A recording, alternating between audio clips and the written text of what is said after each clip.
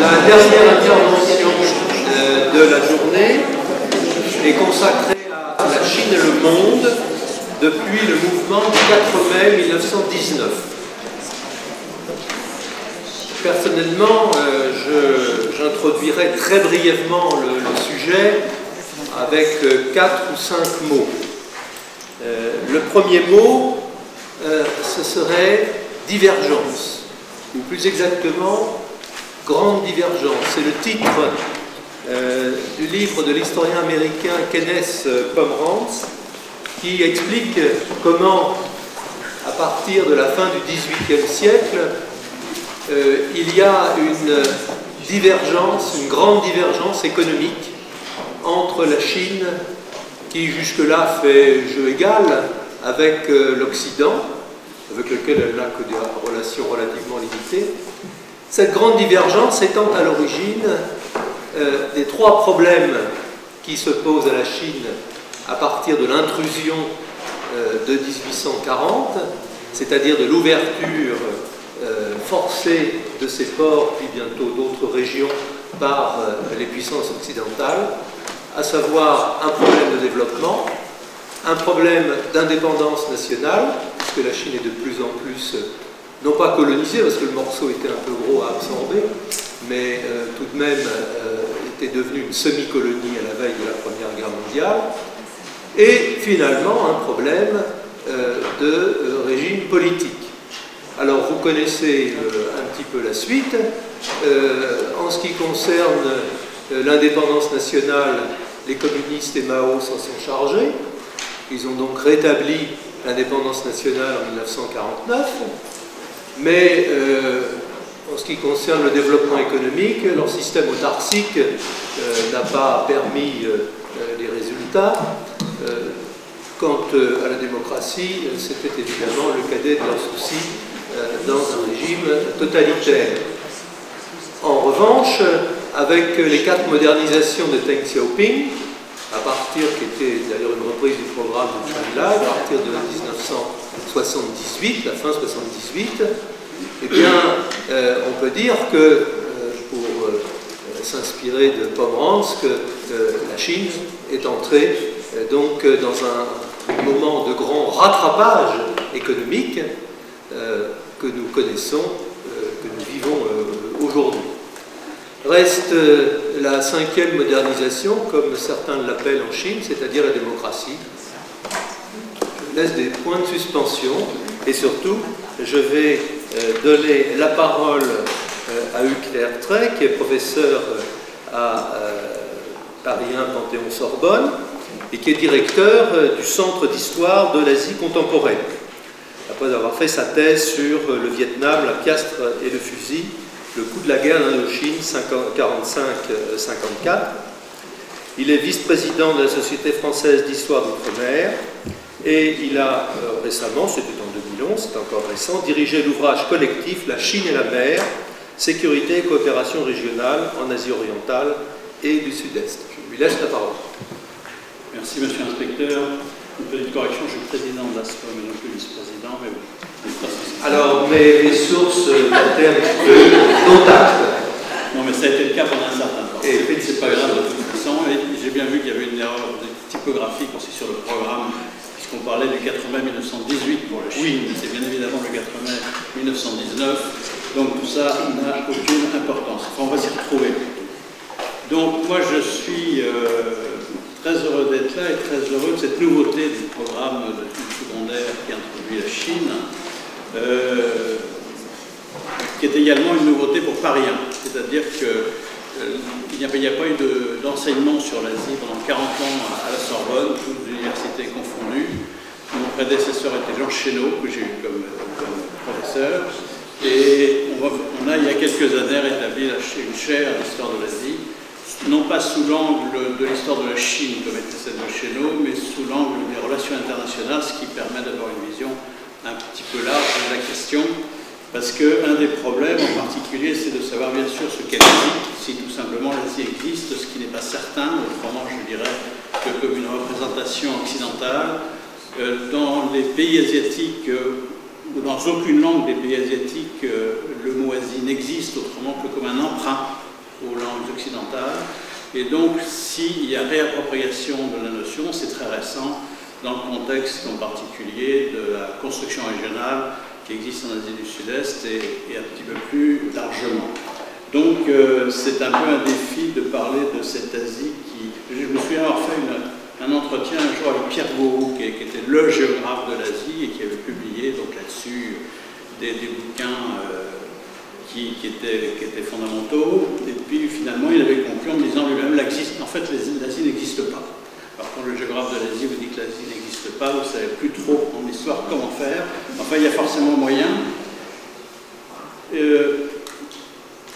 Alors, je voudrais dire aussi en préambule que j'ai été moi-même longtemps professeur de lycée, que là, actuellement, j'ai démarré un cours sur l'Asie, précisément, en première année en L1 de l'histoire, donc obligatoire, la question de contemporaine obligatoire pour tout le monde, c'est-à-dire environ 800 étudiants, plus 800 étudiants, c'est l'Asie. Ils ont mangé de l'Asie au second semestre, vraiment de manière très volontaire. Alors en gros, effectivement, ceux que j'avais sous les yeux sont ceux que vous avez laissés au moment du bac, donc qui ne connaissaient la question ni avant ni après. Donc c'est un petit peu compliqué, évidemment, de leur donner des points de repère, mais on a essayé de travailler de manière utile. C'est assez compliqué pour de multiples raisons, et notamment des problèmes de langue, car j'entendais ce matin parler d'accès au français, sans parler de l'anglais. Alors je sais que maintenant il y a un certain nombre de lycéens qui étudient le chinois, mais c'est pas la majorité, bien évidemment. Donc c'est assez compliqué, c'est très exotique, et les mots changent tout le temps, selon l'époque à laquelle le bouquin a été écrit, selon l'époque à laquelle la carte a été dessinée. Et donc c'est vrai qu'il y a tout pour se perdre à étudier ces questions-là, et en particulier dans les pays sinisés, en particulier donc en Chine, qui nous occupent aujourd'hui. Difficulté aussi de l'écriture et donc de l'enseignement de l'histoire de cette question.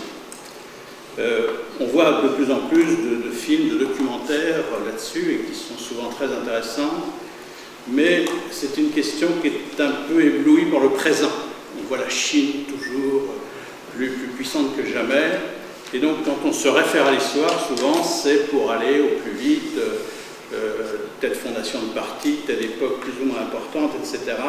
Et c'est ce qui me frappe, on passe toujours beaucoup moins de temps sur, comment dirais-je, là nous avons donc combien de temps? Entre 1919 et 2009, on a donc 90 ans à peu près à considérer. On passe beaucoup moins de temps évidemment sur les périodes les plus anciennes que sur aujourd'hui. Donc je pourrais critiquer éventuellement un petit peu le point de départ du programme. Je ne sais pas dans quelles conditions il a été proposé, le 4 mai 1919. C'est évidemment un moment tout à fait important, mais ce n'est qu'un moment. Donc, enfin, on sera peut-être amené à en parler plus loin et à en discuter. En gros, cette période de 90 ans, c'est 3 périodes, 3 blocs de 30 années chacun. La première période, c'est 1919-1949, bien sûr. C'est la période les moins connue, puisque c'est la Chine républicaine, c'est la Chine de la Révolution, c'est la question de la guerre, etc. Depuis 1949, on a tendance à voir tout ça dans un même bloc, alors que là, il y a 2 périodes de 30 ans très clairement dissociées. 49-79, en gros, la Chine communiste, maoïste, pour l'essentiel, sur la fin de la période en particulier. Et puis, une durée équivalente, quand même, depuis 1979, qui est la Chine des réformes, la Chine qui se modernise, et qui débouche sur celle qu'on connaît maintenant. Donc, je vais essayer de reprendre ces trois périodes en essayant de problématiser un petit peu la question à chaque fois. Disons que ces 3 périodes, comment est-ce qu'on pourrait les caractériser de quelques mots? La première, ce serait la période, je dirais, de l'enfoncement. L'enfoncement, la Chine au plus bas de cette puissance, en particulier au début du siècle, mais également pratiquement jusqu'en 1949. Ensuite, entre 1949 et 1979, une période à la fois de division et d'isolement, 30 années de division et d'isolement, de révolution bien évidemment, et puis 1979-2009, le redressement, sur une durée équivalente. Alors pour la première période, 19 à 49, qui va entre donc le mouvement du 4 mai 1919 qui sonne comme un réveil à la fois national et politique, et 1949 qui est donc la proclamation de la République populaire de Chine à Pékin, se déroule une période extrêmement compliquée et très marquée par le rapport à l'étranger, très marquée par le rapport au monde. Et comme la commande qui m'était faite, c'est la Chine et le monde, justement, donc le mouvement du 4 mai, bon, ça tombe bien parce qu'effectivement, dès le début, la situation est en effet très marquée par le rapport à l'étranger et par la guerre, qui est au centre pratiquement de toutes les activités. La carte que j'ai mise pour commencer illustre le rapport aux puissances, comme on disait à l'époque, les puissances avec un grand P, de cette Chine qui était encore impériale au début du siècle et qui ne l'est plus depuis 1912. Début 1912, en effet, l'Empire abdique au profit d'une république incertaine sur laquelle je reviendrai, parce que je vais me permettre de temps en temps des retours en arrière, parce qu'il est difficile de parler de tout stricto sensu dans les mêmes périodes, naturellement. Rapport aux puissances qui montre que cette Chine que vous avez sous les yeux est une Chine d'abord qui a perdu beaucoup de ses états tributaires. Au sud, tous les états d'Asie du Sud-Est étaient pratiquement tributaires de la Chine. Au nord-est, la Corée l'était également. Donc, de là, pour faire point de repère, c'est en 1885, au traité de Tianjin, que la Chine perd ses droits, comme on disait, sur le Vietnam, au profit de la France. Et c'est 10 ans plus tard que la Chine perd ses droits sur la Corée, au profit du Japon. Tous ces pays voisins étaient des pays tributaires. Et il ne faut pas s'étonner qu'aujourd'hui, la Chine ait un petit, comment dirais-je, sentiment mélangé vis-à-vis de ses pays les plus proches, qui sont d'anciens pays qui faisaient partie pratiquement de sa sphère de puissance et qui n'en font plus. Je me souviens très bien dans une sorte de colloque, une formation plus exactement à Shanghai, où on discutait d'une comparaison entre l'Europe et la Chine. Un universitaire chinois, assez âgé, qui se lève et qui dit tout à coup, il faudrait quand même qu'on s'habitue à considérer la Corée et le Vietnam comme des pays indépendants. Bon, donc c'est un peu l'ambiance, effectivement, il y a des traces comme ça qui restent et qui marquent la vie d'aujourd'hui. Au XXe siècle, donc effectivement, au début du XXe siècle, la Chine a perdu ses états tributaires. Elle a perdu également tout au long du siècle un certain nombre de territoires, de petits territoires, toutes ces croix qui sont sur le littoral. Ce sont soit des ports ouverts, soit plus généralement des villes où existent des concessions internationales, c'est-à-dire des quartiers qui ne sont pratiquement plus de droit chinois. C'est le cas en particulier à Canton, c'est le cas à Shanghai, c'est le cas à Wuhan, dans l'intérieur du pays. C'est le cas à Tianjin aussi, dans le nord, entre Pékin et la mer. Tianjin, qui est une ville qui a eu jusqu'à 9 concessions internationales, 9 empires dans un mouchoir de poche. C'est une situation tout à fait unique qui faisait de Tianjin, dans cette période, quasiment une capitale bis pour la Chine. Non seulement des étrangers puissants y résidaient, des entreprises puissantes qui avaient leur siège, mais également un certain nombre de dirigeants chinois y résidaient. J'en veux pour preuve, par exemple, un certain, je ne sais pas si vous connaissez son nom, Yuan Shikai, qui était le dernier grand, comment dirais-je, dirigeant de l'Empire, avant de devenir le second président de la République. Donc c'est quelqu'un qui sait traverser des révolutions et qui résidait tout simplement dans la concession britannique de Tianjin. Je peux citer aussi l'ex-jeune empereur Puyi, qui était donc détrôné, si je puis dire, en 1912, et qui, lui, avait ses quartiers dans la concession japonaise de Tianjin, ce qui est d'ailleurs une partie de son destin ensuite. Donc, pas de nouvelles pertes territoriales au XXe siècle, mais, si j'ose dire, le mal est fait, il n'y a plus de conquête intérieure. Il y a par contre un certain nombre de concessions, il y a par contre un certain nombre de territoires à bail qui ont été loués pour 99 ans, enfin loués, la formule est aimable, et qui font que la Chine n'est plus tout à fait souveraine chez elle. La Chine est également un pays qui connaît un endettement considérable.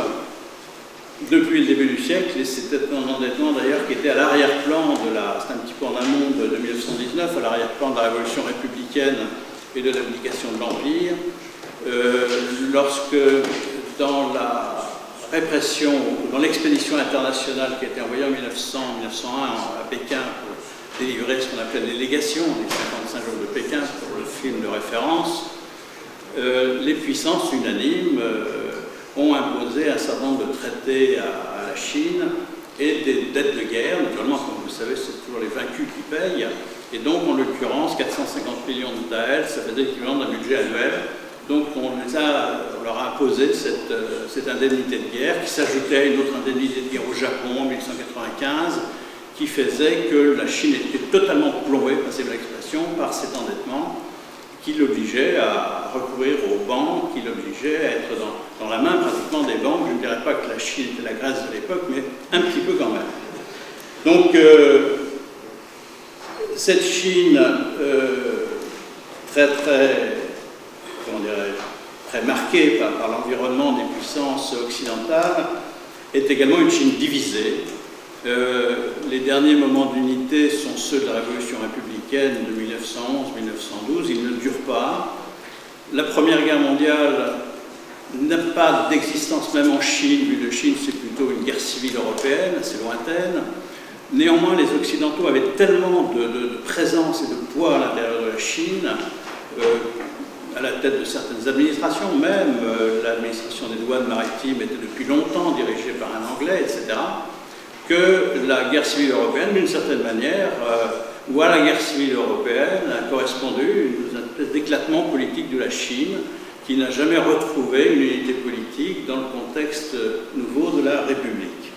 Et donc, c'était la Chine qu'on appelait les seigneurs de la guerre, avant que Chiang Kai-shek en particulier réussisse à unifier au moins la Chine du Sud d'abord, puis toute la Chine à la fin des années 1920. Mais pas pour très longtemps. Cette unification, en effet, semble avoir un petit peu inquiété le Japon, qui faisait figure de puissance au même titre que les autres, avec un grand P, donc, et qui d'ailleurs, par exemple, avait participé à l'expédition internationale de 1901, qui avait ses concessions également dans les grandes villes chinoises, et qui qui lorgnait sur la Chine comme sur un grand territoire un petit peu décomposé, qui ne demandait qu'à être réorganisé, par exemple par eux, bien évidemment. Alors en matière de guerre et dans cette période d'enfoncement, l'important est évidemment le rôle de la Chine. Voilà une carte, du Japon, excusez-moi, voilà une carte qui illustre l'avancée japonaise dans toute cette période et qui ne concerne pas que la Chine, vous le voyez. C'est une carte chronologique que vous pouvez trouver dans le petit nouvel Clio de Jean Chénaud, justement, qui est un petit peu ancien puisqu'il remonte aux années 1960, mais qui publie cette carte que je trouve très bonne et qui est considérablement agrandie parce qu'à l'origine, c'est pas un timbre-poste, mais pas beaucoup plus grand. Donc, quand on voit cette carte, on a évidemment un sentiment de très forte continuité de l'impérialisme japonais, en particulier par rapport à la Chine. Bon, il y a eu bien sûr les épisodes de 1894-95 durant lesquels le Japon a imposé sa loi à la Chine et en particulier lui a pris les droits que la Chine avait sur la Corée. Il y a bien sûr en annexe la guerre de 1904-1905 entre le Japon et la Russie. Et puis, la participation du Japon, comme de la Chine, la participation, oui, à la Première Guerre mondiale. Le Japon a déclaré la guerre à l'Allemagne dès 1914, dans un objectif très simple, qui était de récupérer ses droits, en quelque sorte, en Chine.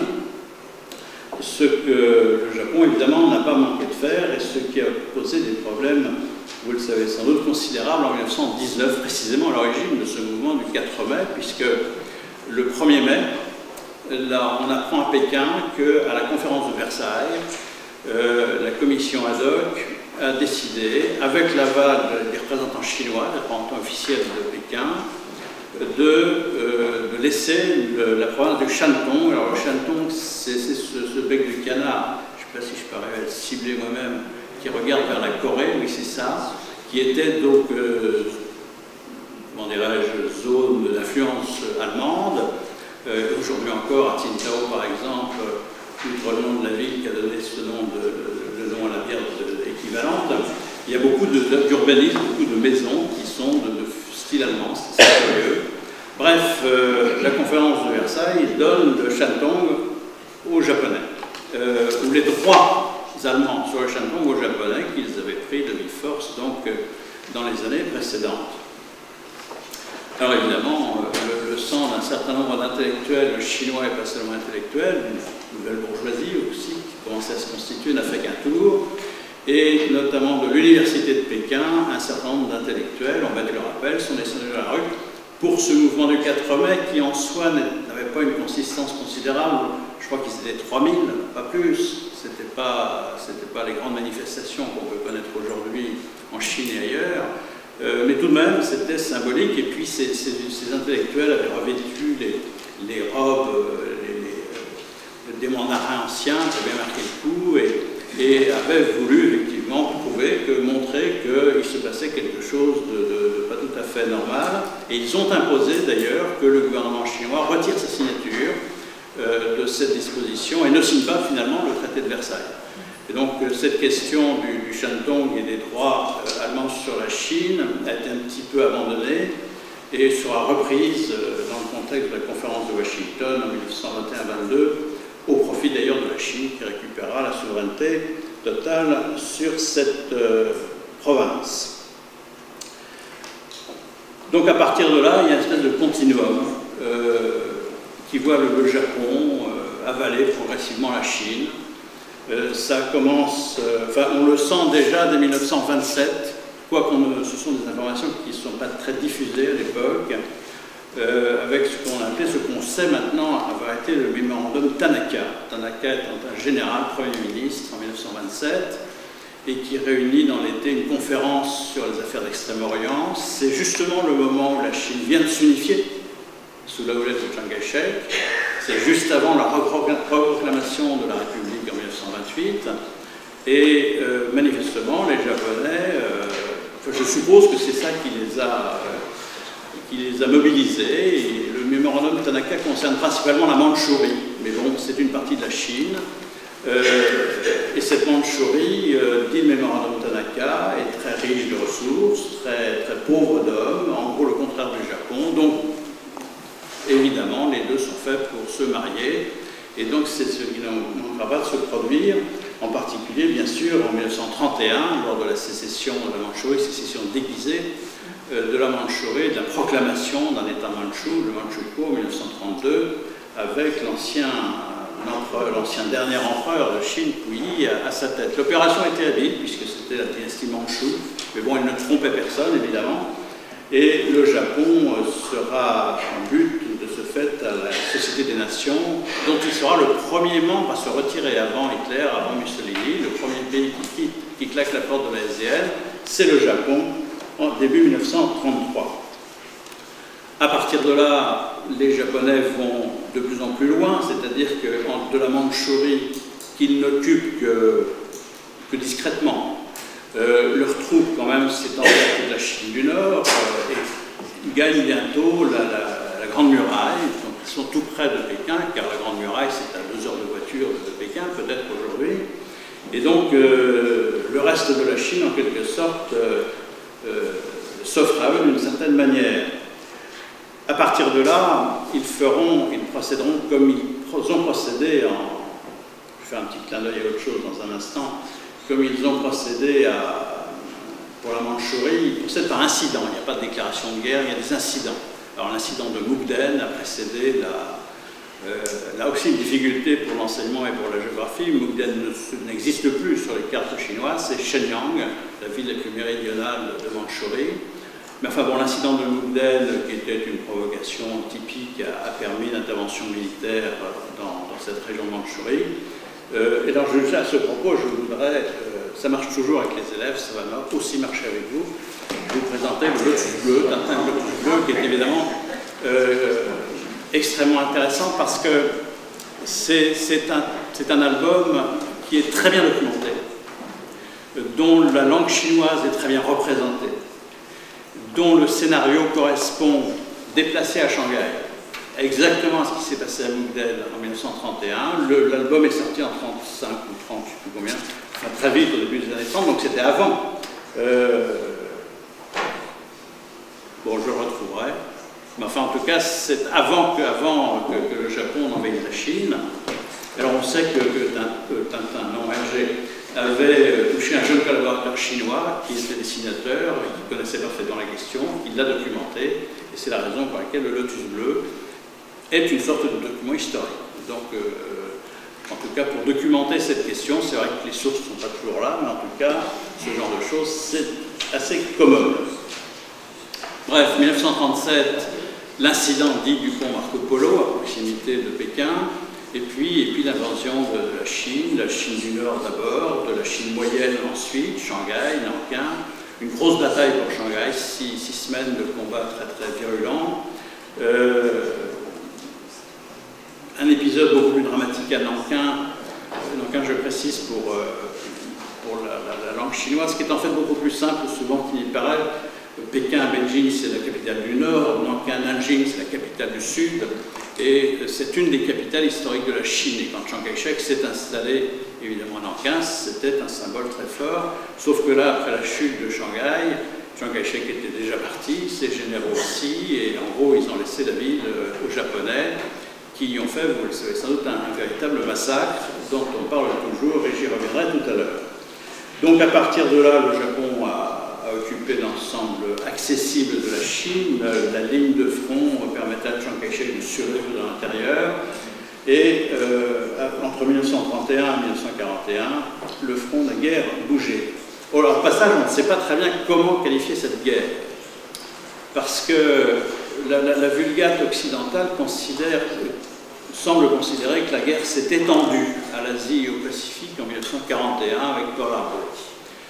Ce qui n'est pas faux en soi, mais il y a aussi, c'est une guerre endogène, la guerre sino-japonaise. Il n'y a eu besoin de personne pour se faire la guerre, si j'ose dire.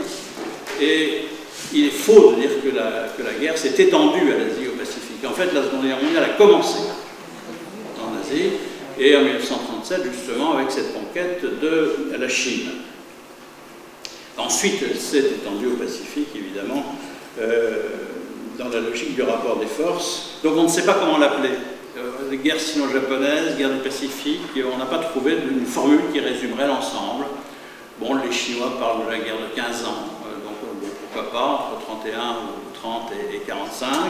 Chinois et Japonais, mon expression est assez utilisée dans le secteur. Bon. Et la guerre continue, et l'enfoncement continue avec la guerre civile, bien évidemment, qui, entre 1947 et 1949, va à nouveau étriller la Chine et conduire à la République populaire. La période suivante, qui va me permettre d'ailleurs de revenir un petit peu en arrière, je suis désolé pour cette construction un peu hasardeuse, celle de la division et de l'isolement, donc entre 1949 et 1979, qui dure 30 ans également, pose d'abord la question de la République, car il y a deux républiques désormais en Chine, et c'est là que je vais faire un petit retour en arrière pour en rappeler les fondements. Il y a deux républiques, et en 2011, les Chinois, comme beaucoup d'autres, ont célébré, ont commémoré le centenaire de la République chinoise. Sauf que Taïwan et la Chine y mettent tout à fait la même date, sauf que les deux se réclament de la même République. Alors c'est intéressant du point de vue du débat politique en Chine, mais c'est quand même assez compliqué. Alors je rappelle brièvement que cette République est une République mornée en quelque sorte, puisque les événements de 1911 qui se sont déroulés, notamment l'insurrection de Wuchang dans l'actuel Wuhan, ces événements se sont déroulés dans la moyenne vallée du Yangtze, entre Wuhan et Nankin et Shanghai, en l'absence de Sun Yat-sen qui en était quand même l'inspirateur. Sun Yat-sen n'était pas là, il était aux États-Unis, puis ensuite en Angleterre, puis ensuite en France, il cherchait de l'argent. Pour les mêmes raisons que j'ai dit tout à l'heure, c'est que la Chine était tellement endettée qu'il était hors de question de fonctionner sans l'aval des banquiers occidentaux. C'était ça. Et Sun Yat-sen a été voir les gens de la HSBC à Londres, a été voir les gens de la Banque d'Indochine à Paris pour s'assurer de leur soutien. Il a été déçu. Et c'est une des raisons pour laquelle les banquiers faisant plus confiance à Yuan Shikai qu'à Sun Yat-sen, Sun Yat-sen s'est effacé après avoir été élu. Il est rentré à Shanghai fin décembre 2011, donc les choses étaient faites. Il a été élu président de la République le 1er janvier 2012, qui était une des dates commémorées. Moyennant quoi, il s'est entendu avec Yuan Shikai, ou plutôt ses représentants se sont entendus avec ceux de Yuan Shikai pour lui passer le pouvoir assez vite, parce qu'il ne pesait plus rien. C'est assez fou de penser ça. Idéologiquement, oui. Sur le plan de l'État, non. D'autant plus que, semble-t-il, Sun Yat-sen était plutôt quelqu'un du Sud, n'avait peut-être pas une vision globale de l'ancien empire, ou de l'empire qui n'abdique qu'après la proclamation de la République, au passage. La République est proclamée le 1er janvier 1912, l'empire abdique le 12 ou 13 février 1912. Et donc là aussi, Yuan Shikai est évidemment à la manœuvre, et les banquiers et les ambassadeurs des puissances regardant tout cela avec beaucoup d'intérêt et manœuvrant naturellement de leur côté. Donc, c'est ce Yuan Shikai qui, ayant capté la République, n'a pas su, mais dans le contexte que j'ai dit, c'est-à-dire de l'arrière-plan de la Première Guerre mondiale, qui n'a pas su refaire un État central sur la base de ce régime républicain. Ce qui fait que l'idée républicaine a été reprise à Canton par ce foyer révolutionnaire qui était Canton à l'époque, où Sun Yat-sen avait négocié le soutien du Comintern, la troisième internationale communiste, qui avait envoyé la mission Borodine, bien connue, notamment depuis l'avènement de Malraux, et qui était un accord entre le Comintern et le Kuomintang, le Parti national chinois. Alors, le Parti communiste naît dans ces circonstances en 1921, mais vraiment de manière groupusculaire, et avec l'autorisation faite à ses membres de rentrer dans le Kuomintang. C'est-à-dire qu'en gros, le Kuomintang abritait le Parti communiste, ou plutôt les communistes, et ça se passera bien jusqu'au moment où le Kuomintang se rendra compte que les communistes sont en train d'en prendre la direction. Donc, Sun Yat-sen décédé en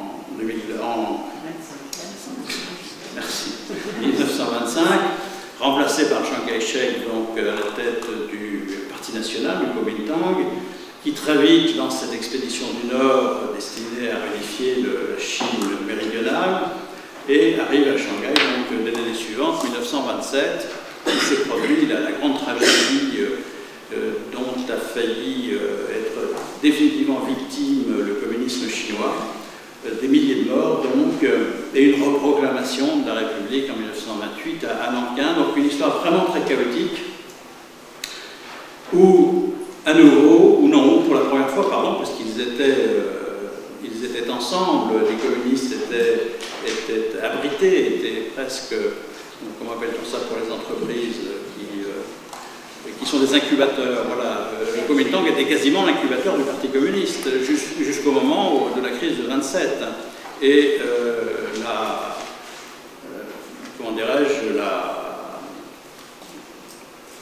la division là s'installe durablement pour 10 ans, entre 1927 et 1937, ce qu'on appelait la décennie de Nankin, où la République chinoise essaie de se constituer, alors que les Japonais justement frappent à la porte au nord, alors que les communistes survivants se sont reconstruits en quelque sorte dans le sud, dans le Jiangxi, et puis à travers cette fameuse épopée de la Longue Marche en 1934-35, où ils se régénèrent complètement sur une nouvelle stratégie, sur une nouvelle idéologie, sur une nouvelle pensée, une nouvelle organisation, et un nouveau leader qui s'appelle bien sûr Mao. Donc, durant la Seconde Guerre mondiale, les deux partis, comme vous le savez, se sont unis. C'était un peu un coup de force, certains généraux nationalistes de l'imposer à Chiang Kai-shek. C'était le fameux incident de Xi'an en 1937. Donc, les deux partis ont fait la guerre ensemble, mais sitôt la guerre terminée, effectivement, malgré le poids des États-Unis qui voulaient absolument les réconcilier, le général Marshall, présent en particulier en Chine, ça n'a pas été possible, et c'est la guerre civile que j'évoquais à l'instant. Donc il y a deux républiques. Il y a deux républiques. sur cette carte de l'Asie telle qu'elle est après la Seconde Guerre mondiale, deux républiques, dont l'une est donc la République de Chine, le régime initié d'une certaine manière, dont a pris la tête le premier Sun Yat-sen, qui est passé entre les mains de Yang Chiu-kai, qui s'est régénéré dans la révolution de Canton, qui était reproclamé à Nankin, donc tout ça est extrêmement chaotique quand même, mais le nom demeure, la République de Chine.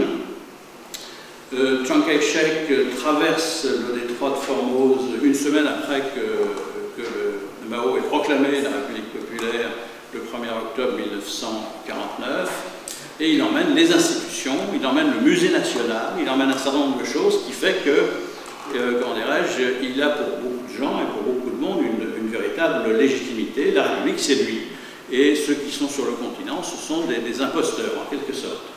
Non seulement il emmène le musée national et les institutions, mais il emmène aussi le siège de membre permanent du Conseil de sécurité de l'ONU, qui est évidemment fondamental et qui va marquer toute la période. Donc, la République populaire, pendant ce temps-là, évidemment, n'est absolument pas reconnue sur le plan international, sauf par l'URSS qui s'empresse dès le lendemain du 1er octobre de reconnaître Mao et la République populaire, mais en dehors du camp, comme on disait, on ne se bouscule pas, quoique certains pays, curieusement, comme la Suisse, reconnaissent assez vite la République populaire. L'Angleterre aussi, mais bon, du bout des lèvres, parce qu'il y avait Hong Kong, il fallait gérer Hong Kong quand même, donc il fallait être prudent, mais ils n'ont jamais eu qu'un chargé d'affaires pendant longtemps à Pékin.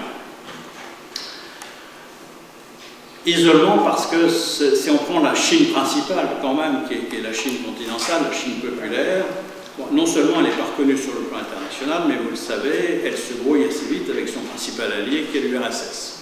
C'est au tournant 1960 que le conflit sino-soviétique qui mûrit depuis quelques années éclate, avec en 60 le retrait des conseillers et des experts soviétiques en Chine, d'un seul coup, en juillet 1960. Je crois que Khrouchtchev, dit-on, pensait que les dirigeants chinois essaieraient de les rattraper en essayant de faire amende honorable. Évidemment, il n'en a rien été. Donc 60, également pour la grande conférence des partis communistes à Moscou, était une grande année de rupture, qui a été rendue publique seulement en 63, parce qu'il faut se souvenir que l'information ne filtrait pas. Aujourd'hui, on est à l'heure d'information continue et permanente, bien qu'on ne sache pas tout, évidemment, mais à l'époque, c'était quasiment le contraire. Donc on supputait ce qui se passait dans les pays communistes en particulier, et il faut dire qu'on n'en savait pas grand-chose.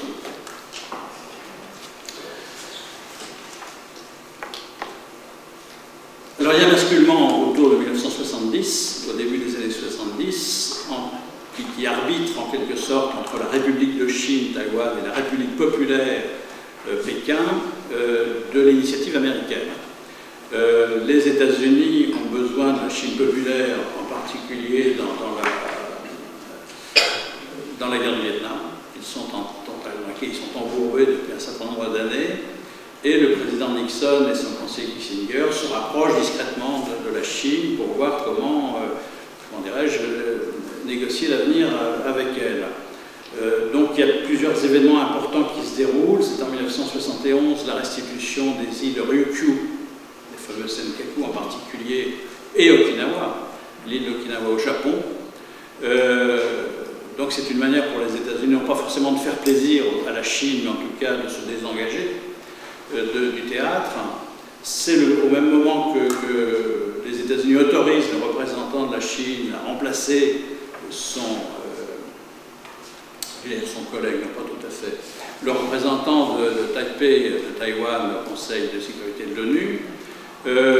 Et c'est peu après, donc vous le savez, en février 1972, que Nixon fait une visite officielle à Pékin, dans laquelle il négocie un communiqué, le communiqué de Shanghai, qui sera d'ailleurs pas vraiment appliqué par la suite, mais c'est un autre débat.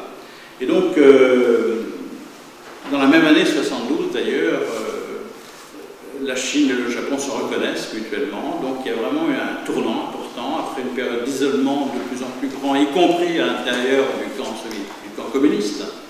La Chine reprend langue avec les États-Unis tout en étant dans la révolution culturelle. Donc, je reparlerai de la révolution culturelle, mais effectivement, pendant toute cette période d'isolement, la Chine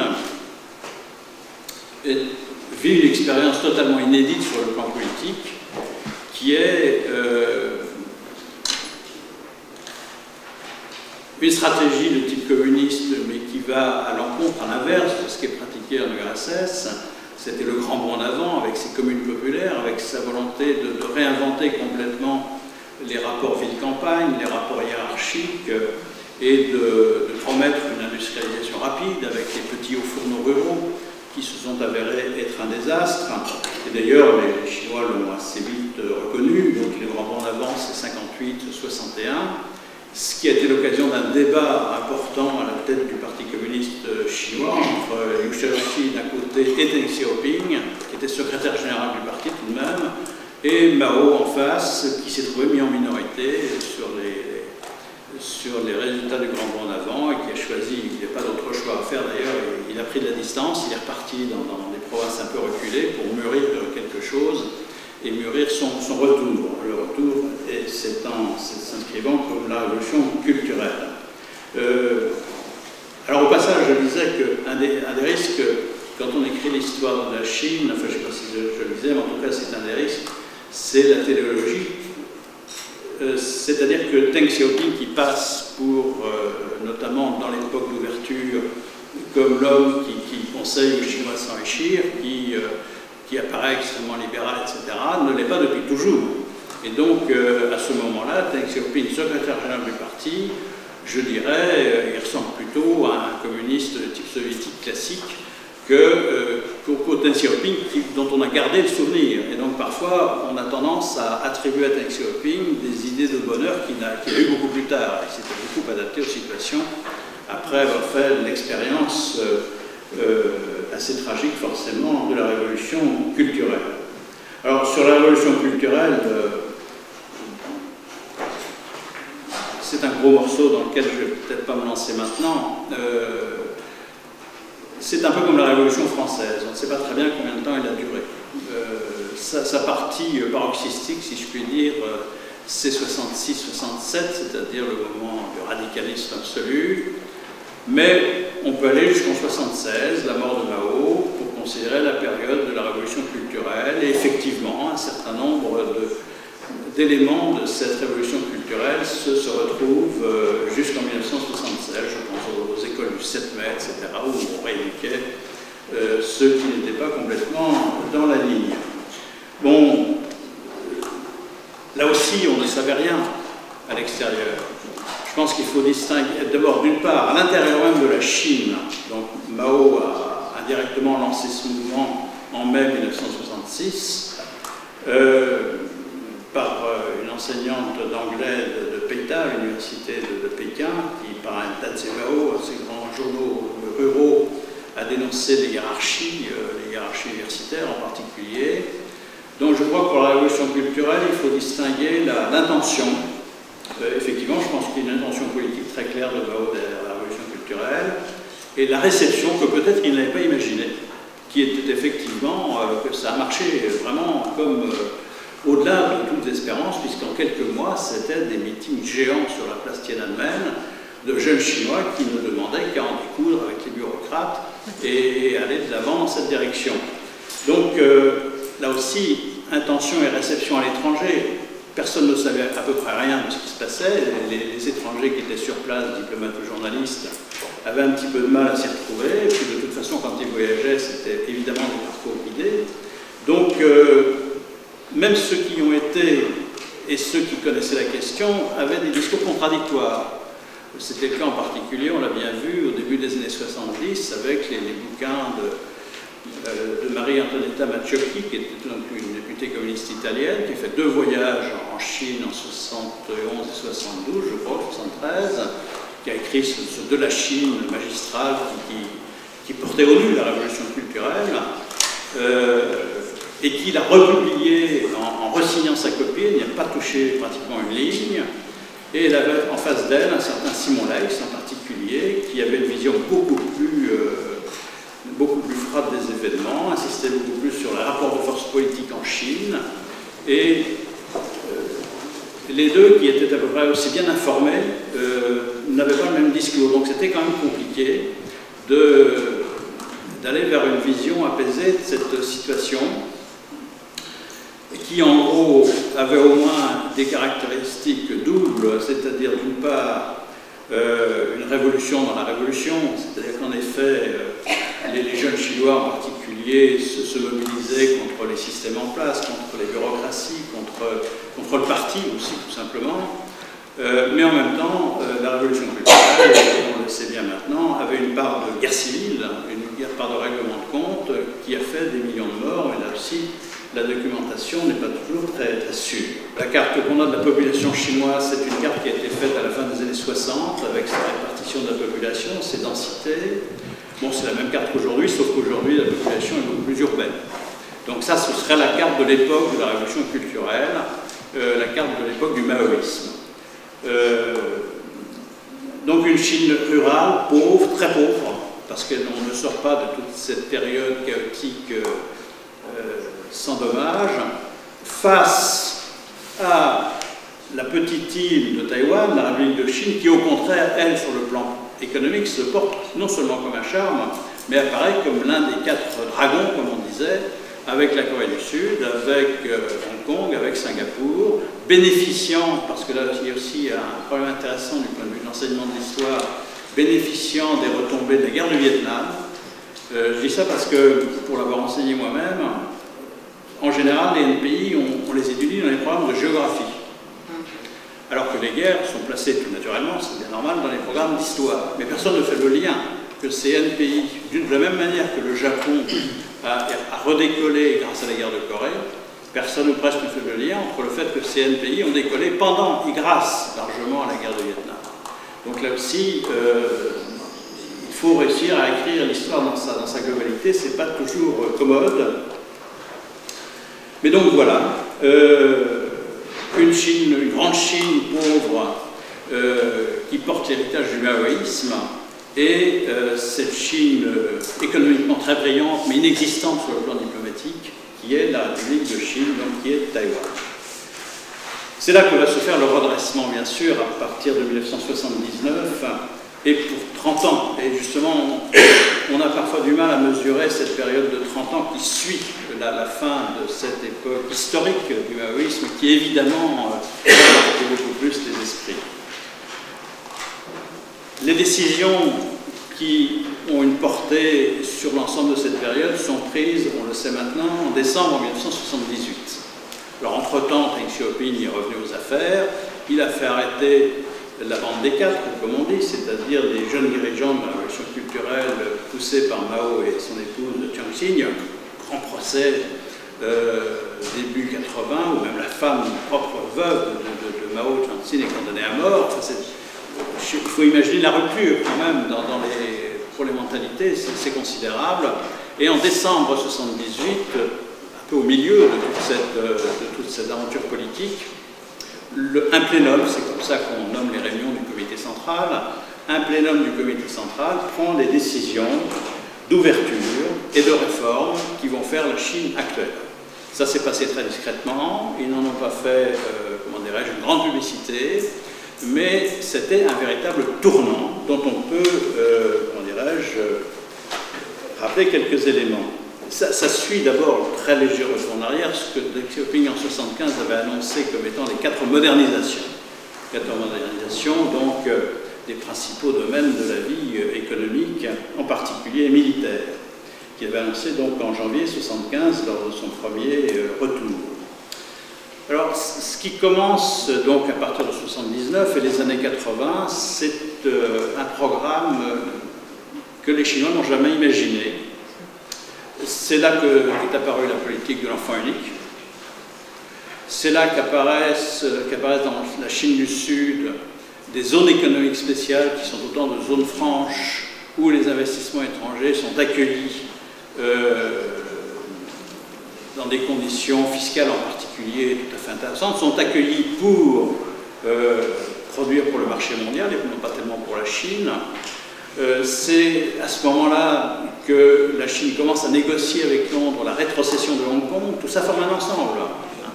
Et D'ailleurs, une des zones économiques spéciales, Shenzhen, est plantée juste à côté de Hong Kong. C'est-à-dire qu'aujourd'hui, s'il n'y aurait pas la frontière, ce serait la même ville. Et Shenzhen, qui n'était qu'un village, est aujourd'hui plus peuplée que Hong Kong elle-même.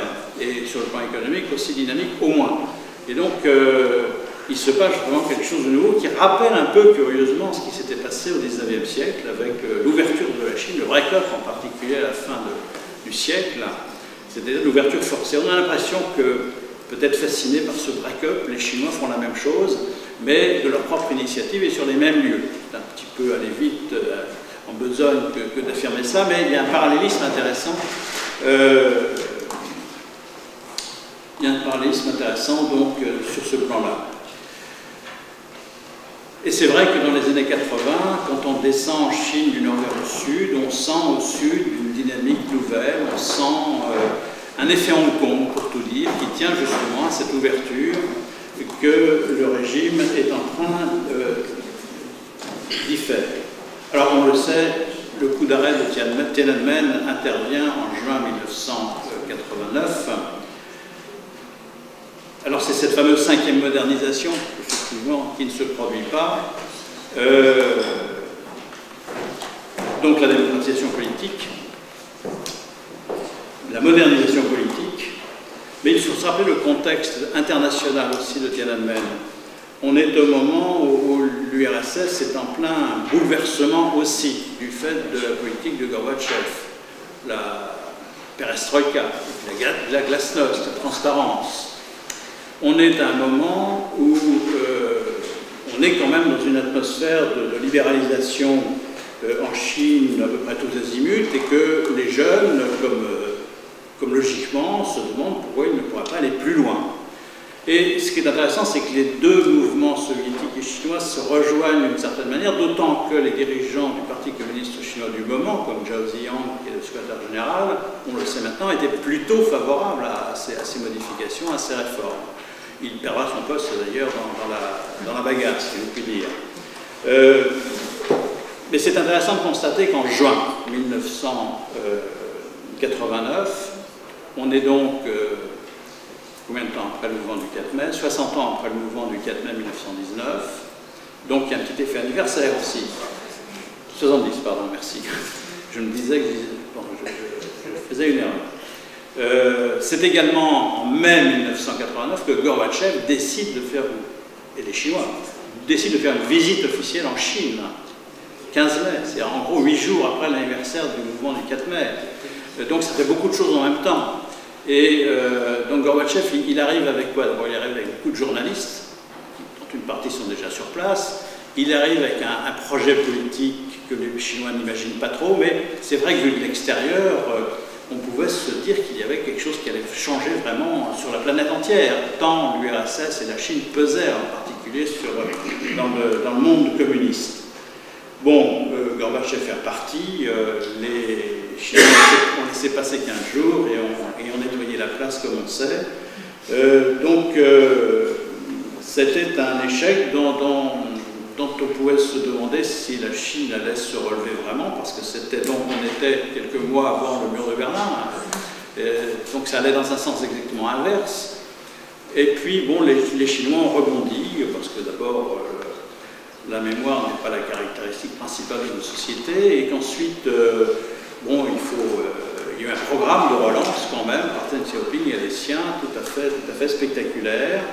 L'image n'est pas belle, mais dans une situation régionale qui est caractérisée par l'existence de cet axe de croissance ici, qui court du détroit de Corée au détroit de Malacca, et qui est fait par l'alignement, en gros, des NPI, la Corée du Sud, Taïwan, Hong Kong, Singapour. Et c'est une route maritime extrêmement active, c'est autour de cet axe de croissance que se fait la croissance asiatique, et ce que les Chinois sont en train de faire, c'est de s'accrocher à cet axe de croissance, d'ouvrir des zones économiques spéciales sur les bords de cet axe de croissance, d'aller dans cette direction. Et donc ils retournent dans cette direction en faisant évoluer la géopolitique, si je puis dire, de cette ouverture et de ces réformes. Ça avait commencé dans le sud, on le sait, avec les 4 zones économiques spéciales. Ça se poursuit dans la région de Shanghai à partir de 90.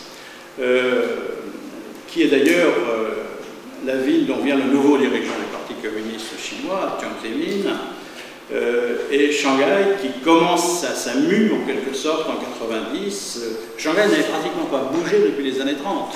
Le Bund et son architecture un peu victorienne, c'était la même que dans les années 30, ça n'avait pas bougé. Et d'un coup, presque, de l'autre côté du Huangpu, le quartier périphérique de Pudong sort de rien du tout. Et depuis, il n'a pas beaucoup changé. D'ailleurs, c'était une croissance éclair et miracle de 10-15 ans. Et donc, cette Chine-là aussi est passée sur le devant de la scène et manifestait ce que les Chinois ont assez vite ressenti, et ce qu'on a aussi ressenti quand on les connaît un petit peu, c'est qu'ils vivaient leur trente glorieuse. Ils vivaient leur trente glorieuse, Tiananmen ou pas Tiananmen, il y avait une dynamique absolument considérable d'enrichissement, oui, d'ouverture aussi, parce que quand on connaît un peu la Chine de ces années-là, plutôt les années 2000, il y a une, comment dirais-je, curieusement, pour les gens qui n'y ont jamais été, il y a une certaine liberté de parole. Donc la Chine fonctionne comme un écosystème, comme tous les régimes politiques, et plus encore compte tenu de la langue, du régime, etc. Et donc ce qu'on en perçoit, ce qu'on en reçoit de l'extérieur, donne une image souvent différente de ce qu'on a sur place. Alors c'est à ce moment-là aussi que les Chinois introduisent leurs concepts qui permettent de relancer la dynamique de l'ouverture, le socialisme de marché, etc. Donc tout ça. Ce sont des Trente Glorieuses pleines de déséquilibres, bien évidemment, les fameuses migrations internes qui se déplacent de 150 à 300 millions de travailleurs vers le littoral, qui était un choix assumé par les dirigeants chinois, que ce déséquilibre régional est nécessaire, pensait-il.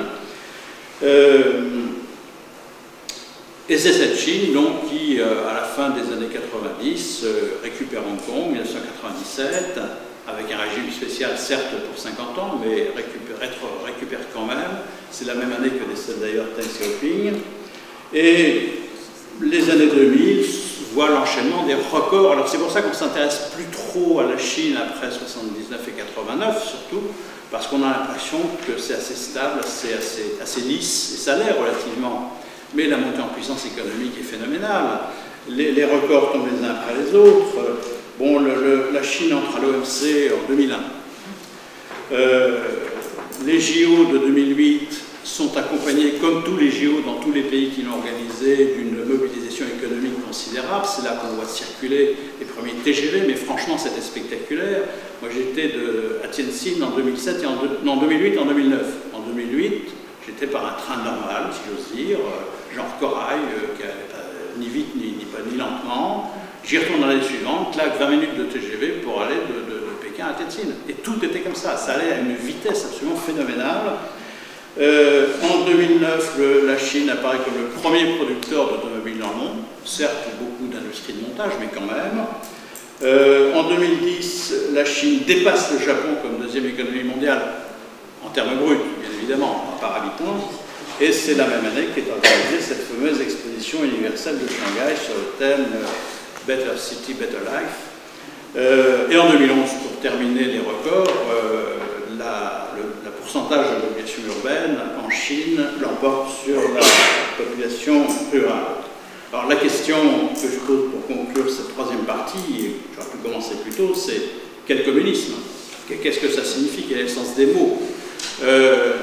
Alors justement, en 2011, on a célébré, commémoré en Chine le 90e anniversaire du Parti communiste chinois, celui qui s'est fondé en 1921, dans une petite pièce de la concession française de Shanghai qu'on visite. C'est assez exigu, ils n'étaient pas très nombreux, comme je l'ai dit, c'était groupusculaire, 12 membres, dit-on, autour de la table, en fait 13, parce que justement, le grand souci maintenant est un peu comme je le disais pour la guerre tout à l'heure, de mettre en avant le caractère endogène du Parti communiste chinois, ce qui n'était pas tout à fait vrai, parce qu'il y avait un 13e homme à table qui se surnommait Maring, et qui lui-même, sous le nom de Sniviet, avait fondé plus ou moins le Parti communiste indonésien, qui était un agent de l'international, du Comintern.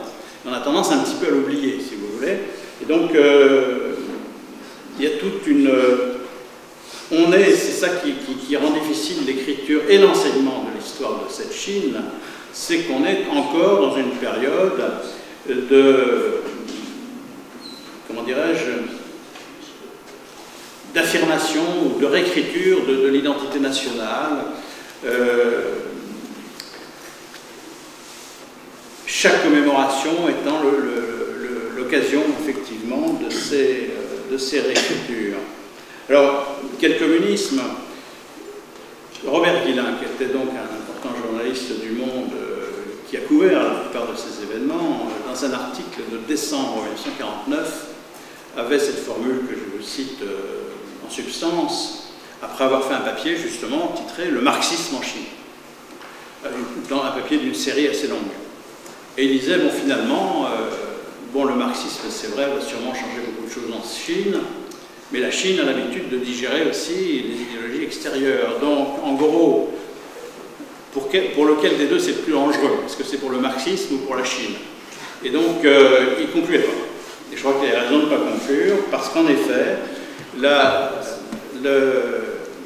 le communisme chinois, on le sait, a un caractère profondément national. Dès 1945, c'est Liu Shaoxi qui parlait, pour le maoïsme, d'un marxisme sinisé. Alors, qu'est-ce que ça veut dire exactement? Bon. Et chaque nouvelle génération de dirigeants y amène sa couche théorique. Bon, Deng Xiaoping, évidemment, son réalisme, mais Jiang Zemin, dont j'ai parlé tout à l'heure, avec une théorie des trois représentativités, qui introduit le socialisme de marché, Hu Jintao, pardon, effectivement, qui a laissé maintenant la place, il ajoutait le concept d'harmonie. Donc tout ça s'ajoute, et quand ils définissent leur idéologie, ils énoncent l'ensemble, c'est-à-dire que c'est le maoïsme, plus ci, plus ça, et ça forme donc un ensemble. J'observe aussi que le terme communisme en Chine, comme dans toutes les langues civilisées d'ailleurs, Japon, Corée ou Vietnam, n'est pas une transposition du mot communiste, comme dans les pays malais, communistes, mais une reconstruction, Gongshandang, c'est-à-dire travailler, faire ensemble. On dirait que ça veut peut-être dire la même chose, mais ce n'est pas complètement le même vocabulaire. Et puis il y a le rapport aussi aux politiques. Alors je ne vais pas refaire le débat du mode de production asiatique, mais il y a eu un débat effectivement dans les années 60, chez les marxistes en particulier, lié largement à la publication, à la traduction du bouquin de Karl Wittfogel sur le despotisme oriental, où il expliquait que les contraintes du milieu naturel faisaient que l'État était surpuissant, se surimposait beaucoup plus qu'ailleurs à l'ensemble du corps social et économique. Et c'est vrai que quand des Français habitués à la vulgate marxiste disent aux Chinois, bon, vous êtes en train de faire du capitalisme, mais alors pourquoi est-ce que la tête ne change pas? Donc, ils n'ont pas du tout pigé que effectivement, le politique se surimpose quoi qu'il arrive en Chine-Ouest. Et donc, quelle est la nature de ce politique? C'est peut-être ça qu'il faut voir, mais on n'est pas du tout dans la même... enfin, on n'est pas dans la vulgate marxiste, effectivement, sur les modes de production et les différents types de révolution. La politique est aux commandes, donc, d'un communisme qui se veut un communisme de croissance. Alors, le communisme n'a peut-être pas nécessairement vocation à être pauvre, et donc, en tout cas, les Chinois, si le mot communiste a un sens, mais encore une fois, les mots dans chacune des langues ont un sens qui n'est pas forcément le même. Donc voilà, pour conclure, bon, comme on sait, non pas avant de conclure, je voudrais rappeler juste un élément du tournant de 1979-80 qui concerne les aspects mémoriels. Vous savez, quand on en a parlé pour commencer, la guerre et le massacre de Nankin, jusqu'en 78-79, les Chinois, les communistes chinois se fichent royalement du massacre de Nankin. En gros, ça n'existe pas. Et ils s'en souviennent au moment de l'ouverture. C'est-à-dire que ça fait partie de l'ouverture. Le rapport nouveau au Japon réintroduit la mémoire de tout ce qui s'est passé avant, et c'est à ce moment-là, dans les années 80, qu'on fait en Chine des recherches sur Nankin, qu'on construit un premier mémorial, puis un deuxième en 2007 pour le... Je vais encore me tromper dans les dizaines, pour le 70e anniversaire. 1937, 2007, que ça doit correspondre. Voilà. Et donc c'est un nouveau mémorial qui tire beaucoup la question sur un certain ton de la Shoah en particulier. Et donc, là aussi, ça fait partie de la Chine nouvelle, mais de la Chine post-79, post-80.